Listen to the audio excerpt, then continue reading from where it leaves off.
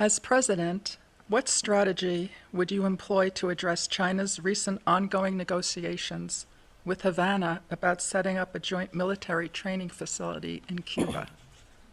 Do you know how many military bases we have surrounding China? 313. Americans need to wake up. It is a different world. We have about 750 military installations in 80 countries. The fact that other countries are saying, you're going to do that to us, we're going to start doing it to you. That's the world that we live in now.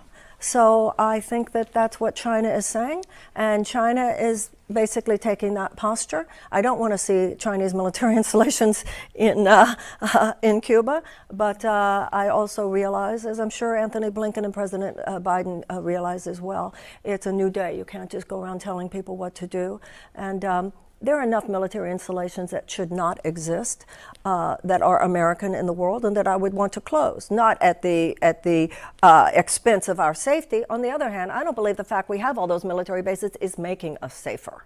I think that we have squandered our safety by this militarization of the world. But they don't like the fact that we have so much going on in the South China Sea. Just like we don't like that they might be coming to Cuba. It's called a negotiation, and that's the world today. Just a quick follow-up on that one, Ms. Williamson. Even though there are many more American military bases surrounding China, do you think there's a difference in intent between what America is trying to do and what China is trying to do with its bases?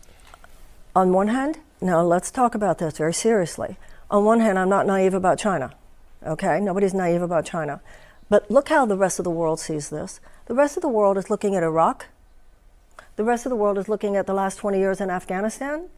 And do you think that they look at, and do you think that they see China as a greater military threat to global security, or the United States as a greater military threat to global security? Let me tell you something, ladies and gentlemen. As president, I will help this country look in the mirror. The American people are not stupid. And my experience of the American people is that if you have something wrong in your family, we can take the truth. We know how to be mature adults, and we know how to fix things. But the political system in both parties doesn't want you to look at what's really true and what's really going on. And as your American president, I would do that. So we have to look at how the rest of the world sees this. We are a multipolar world now. It is no longer unipolar. There was a time when America could just go around doing whatever we wanted, and we squandered our military authority by doing that. We squandered by our moral authority by doing that. We squandered our safety by doing that. We squandered the lives of our own men and women and people around the world by doing that. And at this point, we have to step back, become far more humble. We can't continue to look at the world as everybody as an enemy. So this posture of us versus them, and we're going to play tough guys and that kind of toxic masculinity, cowboy stuff in American foreign policy will end with me.